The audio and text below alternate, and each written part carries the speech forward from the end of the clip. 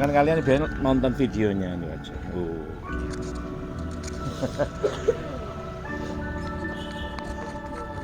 Kalau Ustadz Amin auto apal.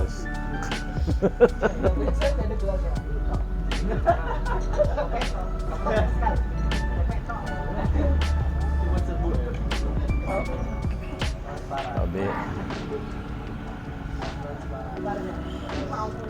naik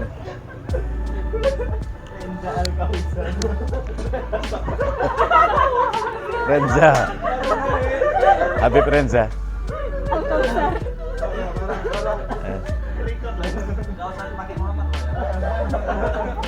rasanya ada satu yang nggak masuk ya? Ya. Ada Yusuf Qardawi. Cikan. Musimnya orang sakit nih.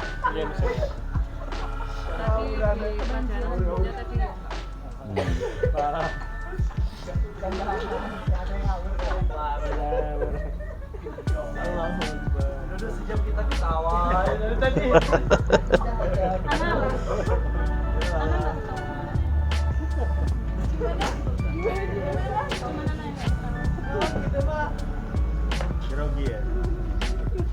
Larangan pertama dalam Islam itu sedih gitu. Artinya kita perintah pertama itu ketawa.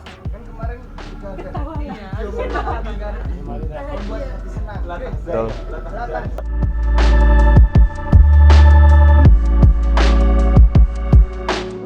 Kita mulai ya. Nggak usah pakai moderator wis, langsung ngobrol. Dialog aja nanti.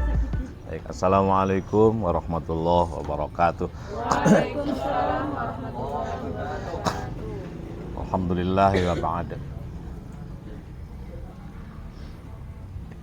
Saya agak repot manggilnya. Apa? Mas apa? Kakak. Adik-adik. Saudara. Ya. Baiklah, kita lanjutkan kaji kita. Kita sudah bicarain tentang berbagai hal terkait dengan filsafat ya. Namun lagi-lagi saya ini berpendapat begini. Jadi filsafat itu alat untuk berpikir aja. Kita gunakan aja untuk kita tidak mengkaji berbagai filosof atau teori filsafat. Anda kalau ingin dengar filsafat siapa, pendapat siapa itu coba putar itu Mas Faiz ya. Mas Fakhruddin Faiz. Itu lateralistik. Jadi filsafat dirosah. Saya ingin coba yang dirosah itu kepada wirosah. Kenapa? Karena kita integrasi kan. Jadi filsafat, ilmu, integrasi Islam dan sains. Nah, saya mau masuk yang ini, yang sainsnya. Sainsnya yang dimaksud adalah epistemologi. Jadi filsafat, ilmu, integrasi Islam. Kalau integrasi Islam itu tasawuf. Ya, tasawuf itu objeknya 5 kemarin, gitu. Ya. Iman, ilmu, nikmat, takwa, dan nafsu yang harus dikendalikan dan dipimpin oleh iman, dikontrol oleh ilmu, dirasakan oleh nikmat, lalu dicek selalu oleh takwa kita. Nah, integrasinya dengan sains adalah aspek epistemologi. Dalam hal ini adalah ilmu thariqah. Ilmu thariqah yang kita kenal itu biasanya dulu sebelum ada mata kuliah filsafat ilmu, dulu namanya filsafat dan tasawuf dulu. Nah, di antaranya satuan acara perkuliahannya itu bicara thariqah. Nah, ketika bicara thariqah ini banyak sekali diungkapkan tentang aliran-aliran, yakni at-turuq. Turuq jamak min thariqah. Laisa turuq bimakna Indonesia, ini turuq Indonesia.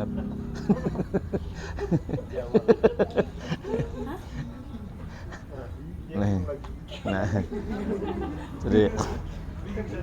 jadi mengkaji ahlu turuk dulu itu, misalnya Naksabandiyah, Qadiriyah, ya, Syekh Bahauddin anak Sabandi, lalu Syekh Abdul Qadir Al-Jilani, lalu Abu Yazid Al-Bustami, lalu Rifaiyah, Muhammad Rifai, Satariyah dan lain sebagainya, dan termasuk fenomena perkembangan jamaah thariqah atau thariqah jam'iyah thariqah di Indonesia, khususnya yang diakomodir oleh Nahdlatul Ulama, namanya Jatman ya, Jatman, JATMAN ya, Jam'iyah Ahli Thariqah Al-Mu'tabarah An-Nahdiyah, kalau nggak salah begitu ya.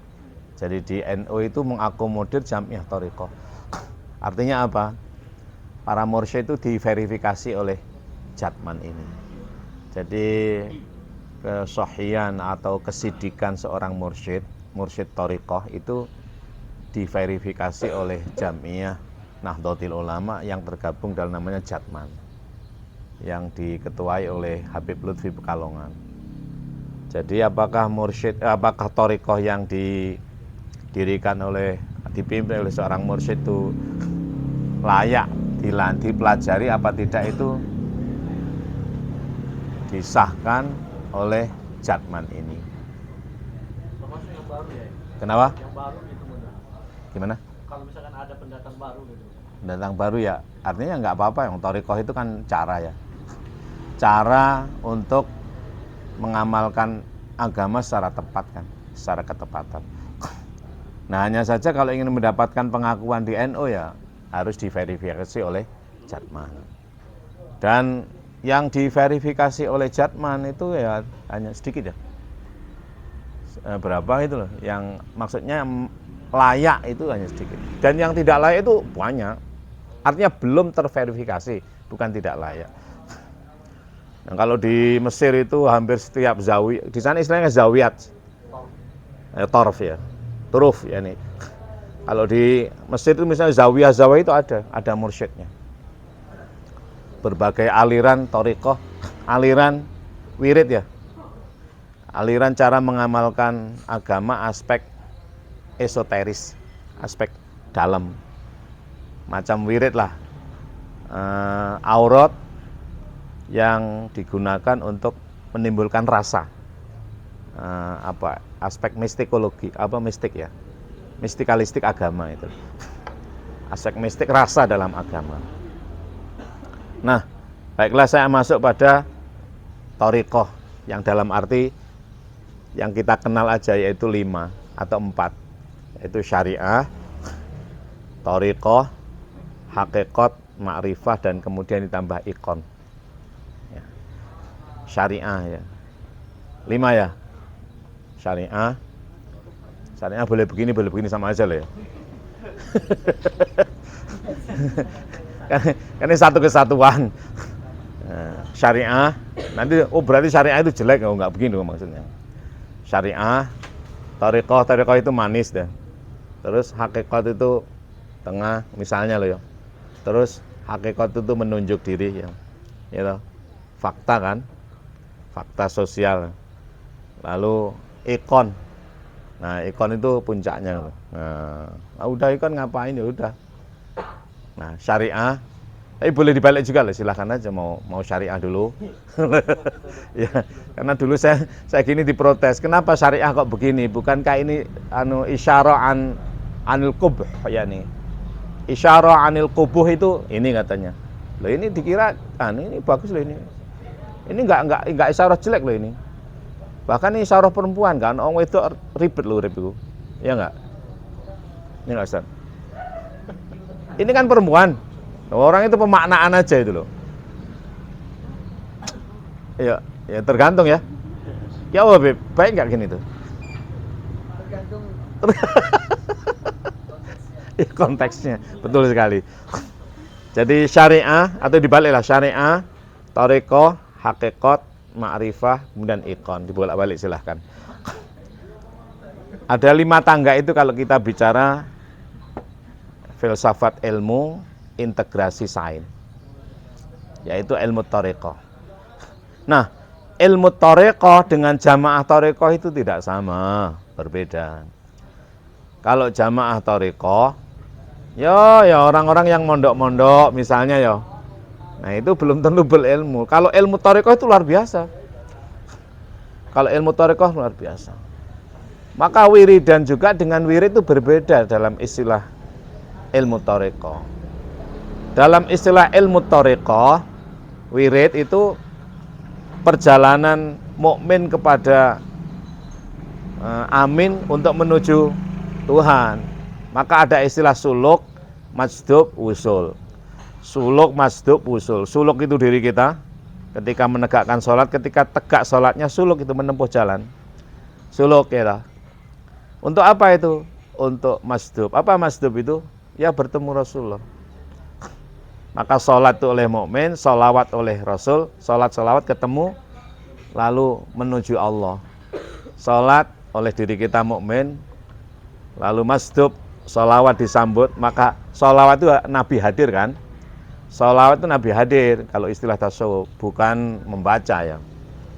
Kalau membaca kan Allahumma sholli ala Sayyidina Muhammad, Allahumma sholli ala Muhammad dan seterusnya, itu bacaan sholawat. Tapi dalam konteks ilmu thariqah, sholawat itu merasakan kehadiran diri Rasul. Tentu yang dimaksud bukan diri Rasul Muhammad sebagai Ibnu Abdullah, tapi zatnya, Rasulnya. Kalau Rasul kan nggak meninggal, mukmin juga nggak meninggal.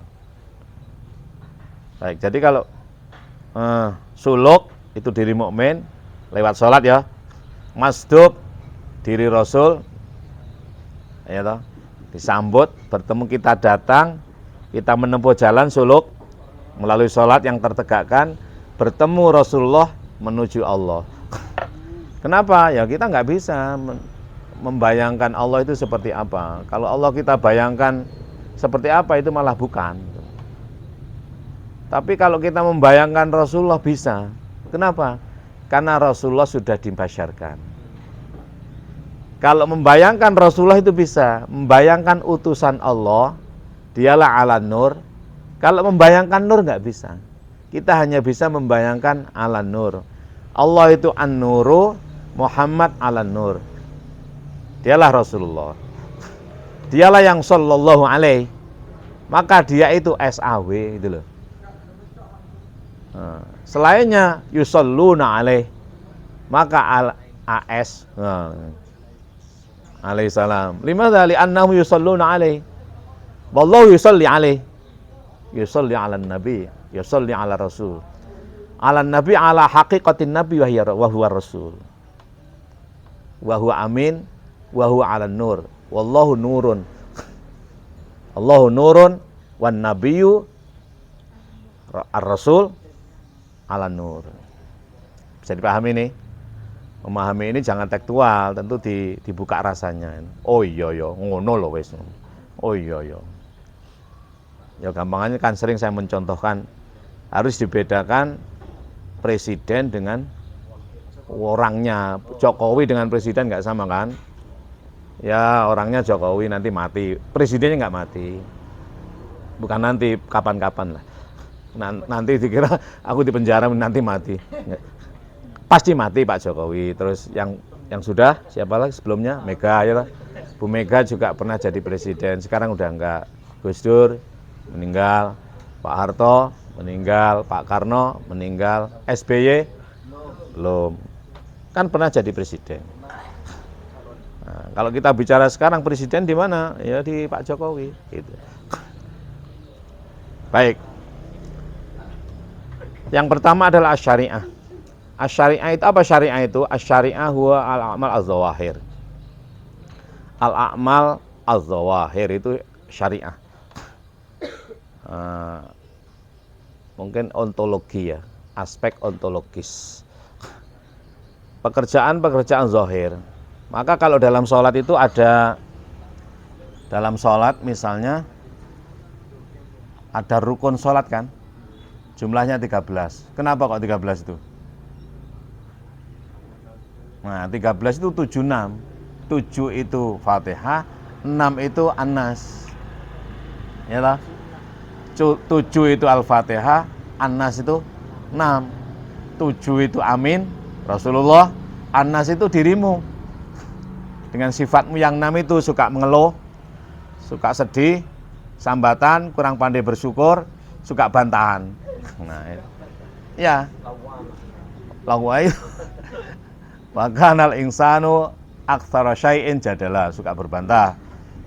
Innal insana khuliqa halu'a. Idza massahu syarru jazua wa idza massahul khairu manu'a. Kecuali ilal musallin dan seterusnya itu. Ya toh? Banyak kan itu. Suka mengeluh, suka berbantah, terus punya sifat jin, gampang menyerang, enggak terimaan, iri hati dan lain sebagainya. Nah, semua itu sebenarnya baik kalau digabungkan dengan amin.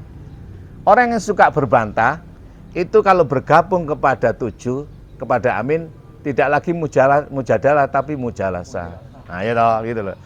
Orang yang iri itu baik loh. Iri itu potensi luar biasa. Nah, itu kalau nggak dipimpin oleh amin, dia akan membunuh. Seperti Qabil. Tapi kalau dipimpin oleh amin, dia akan memacu diri ya, untuk lebih berprestasi. Wah, koncoku bojone loro, aku kudu telu, misalnya ngono misalnya. Ojo.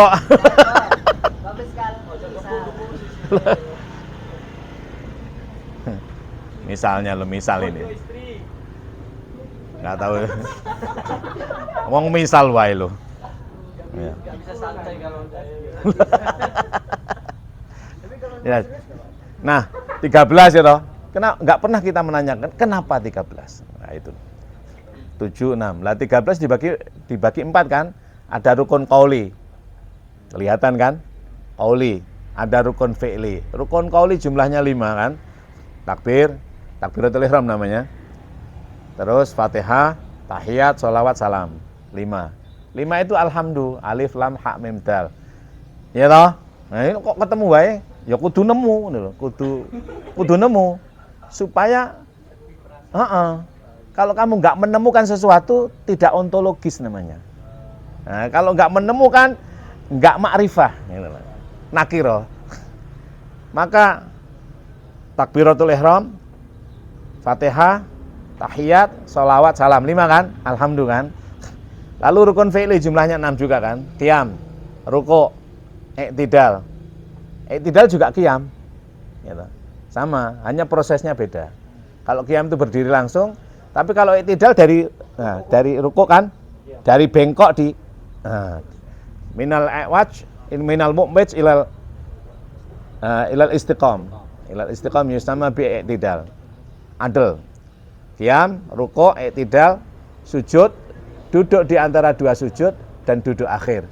6 kan? 6 hakikatnya 5. Kenapa? Karena qiyam dengan i'tidal sama kan? 5 kan?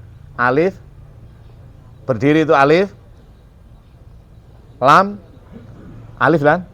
Kemudian ha, duduk di antara mim, duduk akhir adalah dal. Alhamdulillah. Dia alif. Nemu, kudu nemu, harus nemu. Jadi bicara filsafat itu kudu nemu, bicara ontologi kudu nemu. Ketemu alhamdulillah. Artinya apa? Kita ini kalau sholat itu belum penuh zikir. Gitu. Innani anallah la ilaha illa ana fa'budni wa aqimis sholata li dzikri. Nah, kalau untuk ingat Allah, bagaimana mengingat Allah itu nggak mungkin. Oh, nggak pernah ketemu. Ingat Allah itu ingat Rasulullah. Ingat Rasulullah, ingat dirimu. Ingat dirimu, ingat sholat yang kamu tegakmu itu loh. Lewat ya. Misalnya loh, hubunganmu dengan Rasulullah, ingat yang kamu lakukan. Kamu ingat sesuatu yang kamu lakukan dihubungkan pada dirimu, itu sudah ingat pada Rasulullah. Kalau sudah ingat pada Rasulullah, nanti ketemu Rasulullah diantar. Nah, ini urusan bertemu Allah bukan urusanmu. Nggak mungkin. Wah, saya berjumpa dengan Allah, kuat deh. Tangannya sak milai tambah keliru itu. Ngono. Tambah nggak bener. Ya. Itu dalam surat Toha surat 20 ayat 14. Innani anallah la ilaha illa ana fa'budni wa aqimis sholata li dzikri. 5 dan 6. Berapa? 11 ya? Kurang 2 kan? Qalbi kan? Qalbi dan tartib. Qalbi itu rukunnya 3. Qasdu, sengaja melakukan suatu, lalu tafrid kefarduannya, lalu takyin. Takyin itu ketertentuan waktu dan bilangan. Maka kalau qasdu dalam sholat itu usolli, ya toh. Kalau makan akulu kan, ya. Umpama muni usolli, ya apa? Ya ora apa-apa kok munine sadurunge. Wong namanya qasdu. Qasdu sholat itu usolli kan. Kalau qasdu makan, akulu itu. Tapi kalau sebenarnya kalau mau makan nggak usah akulu, nggak usah. Ya bismillah itu di dalamnya ada akulu. Salat juga begitu sih, Allahu Akbar di dalamnya usolli. Kalau usolli boleh nggak? Ya lah, ya apa-apa lagi belajar. Lah aku tambah hilang tak usolli. Tambah hilang. Usolli tambah hilang. Ya. Lek kananmu usolli tak get, misalnya maghrib usolli fardhu zuhri arba tak get. Lah kacau. Sholli fardhu zuhri. Lah tafrid itu fardho kan, maka usolli, maka al-qasdu usolli. Tafrid itu fardho kan, bukan sunnah loh ya, bukan sunnah. Takyin itu arba'ah.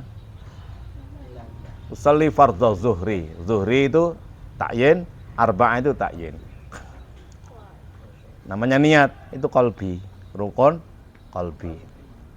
Tartib itu apa? Tartib apa? Nah, kalau orang fikih menerjemahkannya urut. Nah, kalau orang tasawuf enggak. Namanya rattaba yurattibu tartib, yakni proses mentertibkan qauli dan fi'li ke dalam qalbi namanya tartib. Proses atau hal-haliyah dirimu ketika mentartibkan ucapanmu dan perbuatanmu dalam sholat ke dalam qalbi namanya tartib. Maka ketika Allahu Akbar, qalbimu kena enggak? Kau kesini enggak? Ketika rukuk, kau tarik ke sini enggak? Ketika tidak, kau tarik ke sini enggak? Qauli dan fi'li ke dalam qalbi namanya tartib. Nah, itu baru tasawuf, baru filsafat. Tartib adalah mendahulukan yang dulu dan mengakhirkan yang akhir, itu fikih. Pelajaran itu. Pelajaran. Dirasah, durung wirasah itu. Nah, itu namanya al-amal az-zawahir. Rukun disebut dengan rukun qauli dan fi'li, al-amal az-zawahir. Rukun qalbi dan tartib adalah al-amal al-bawatin. Nah, pengetahuan kita tentang al-amal az-zawahir dan al-amal al-bawatin baru bisa berthariqah. Apa? Menjalankan sesuatu sesuai dengan bendanya. Sholat itu begitu misalnya. Ya kalau kita nggak ketemu dengan sesuatu, nggak mungkin bisa berthariqah, nggak bisa berepistemologi. Maka syariah itu adalah ontologi, thariqah itu epistemologi. Ontologi, epistemologi, al-a'mal az-zawahir ketemu dengan al-a'mal al-bawatin, dijalankan secara tepat, maka akan aksiologis. Hakikat namanya. Fakta diri. Fakta dengan realita itu gimana bedanya? Fakta itu subjektif, ya. Fakta itu subjektif, realitas itu objektif. Ini banyak yang kacau loh. Fakta hukumnya seperti apa ya? Fakta hukum menurut kamu kan? Fakta hukum menurut pakar hukum. Kalau fakta hukum menurut tukang pemain bola nggak kena itu loh. Realitasnya seperti apa? Realitas kejadiannya semacam ini, di fakta hukum semacam ini. Bagi orang sufi, orang yang meninggalkan sholat belum tentu kafir itu.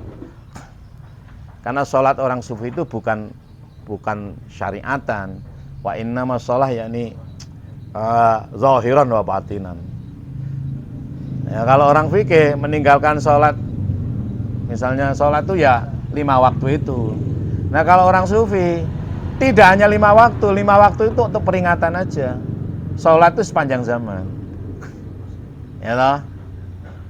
Illal musallin alladzina hum ala sholatihim daimun. Mudawamah itu. Yaitu apa?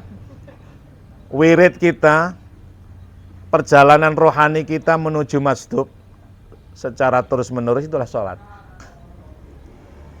Lah kenapa ada 5 waktu? Untuk peringatan aja. Nah peringatan itu ya sesuai dengan momentumnya. Peringatan Hari Pahlawan tanggal 10 ya jangan tanggal 11. Peringatan Maghrib 3 ya jangan 4. Waktunya sudah jelas kan. Masa peringatan Maghrib di Isya namanya jamak takhir ya. Ya bukan peringatan Maghrib namanya. Karena nanti ketemunya beda-beda. Maka orang sufi, orang yang sudah masuk pada dunia hakikat itu, maka sholat itu benar-benar berjumpa. Di mana perjumpaan kaum sufi ketika sholat itu? Ini goyang-goyang. Pedilek anu kopine lah. Saya itu sambil memulai ini, mengembalikan nyawa yang belum penuh. Ya, bangun tidur langsung berangkat. Maka orang sufi itu ini sholat menurut kaum sufi itu intinya maghfirah dan rahmah. Jadi ada di sholat subuh. Simbolnya sholat subuh. Rakaat pertama maghfirah, rakaat kedua rahmah. Kenapa kok maghfirah? Ya ampunan terhadap dosa malam. Malam kan zulum, zalamna kan? Maka dalam surat ke-7 ya, ayat 23 itu, ketika Adam dan Hawa terlempar dari surga ke bumi, bumi kan gelap. Bumi gelap gulita, belum ada matahari menyinari bumi. Matahari sudah ada, katanya loh, kita nggak usah berbantah itu ya. Soalnya aku menjelaskan itu gegeri. Bagaimana mungkin bumi nggak ada matahari kan nggak ada tumbuh-tumbuhan. Udah ini untuk keimanan dulu aku. Kenapa? Karena sebelum bumi ini dihuni oleh Adam, dihuni kaum jin. Walaqad khalaqnal insana min salsalin min hama'in masnun wal janna khalaqnahu min qablu min naris samum. Ada jin sebelumnya. Lah jin nggak perlu sinar. Dalam kegelapan jin tambah kuat. Maka kekuatan jin itu dalam kegelapan. Nah, ketika Adam terlempar ke bumi, nah, barulah dibagi matahari malam dan siang. Malam dan siang. Malam itu simbol kegelapan, zulum, orangnya zalim. Makanya waqala rabbana zalamna anfusana wa illam taghfir lana wa tarhamna lanakunanna minal khasirin. Ini pengajiannya ya. Tapi pengajian filsafat ini. Orang pengajiannya gitu. Itu dalam surat Al-A'raf, surat ke berapa? 7 ya? Ayat 23. Ayatnya 23. Ya, nanti dicek ya. Betul ya? Kalian kok nggak pesen kopi ya? Oh, sudah habis? Berarti udah lama di sini ya? Enggak. Ya. 5 menit habis. Ini untuk siapa ini? Untuknya bikinnya yang lama sejak. Wallahi kalian tuh luar biasa. Biasanya kan gini, saya itu kalau ngajak kuliah BDD itu loh, apa? BDD itu. Bayar DDW. Ya takut membebani. Kalian udah mau kuliah di sini udah luar biasa kok bagi saya. Takut, makanya beli sendiri aku. Tapi kalau dibelikan aku ya seneng gitu loh. Bismillah. Ya,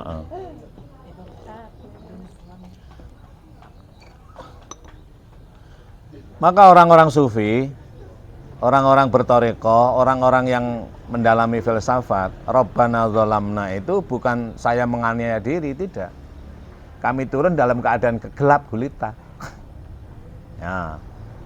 Jika tidak engkau pertemukan dengan rahmah, rakaat kedua kan, maka kami termasuk orang yang merugi. Siapa rahmah itu? Rahmah itu Kanjeng Nabi. Rahmah itu Rasulullah. Wa ma arsalnaka illa rahmatan lil alamin. Rahmanun Rahimun Allah. Ya toh, enggak kelihatan. Nampaknya pada diri Nabi berupa rahmah. Itu dalam surat Al-Anbiya, surat ke-21 ayat 107. Apal aku? Tak apalno aja nih. Kayak ngulang kok. Ya itu. Kiai tenanan nih. Ya, kiai tenanan kiai hafal Quran, ribuan hadis dihafalkan, ojo ecek-ecek ngono. Kudu kemelinti, urip pisan ora kemelinti loh ya. Kita itu hidup banyak sekali dan sebentar banget nih. Sebentar sekali kita ini. Tak pikir kita ini, saya ini sudah berapa ya umurnya? Kepala 4, kepala 5.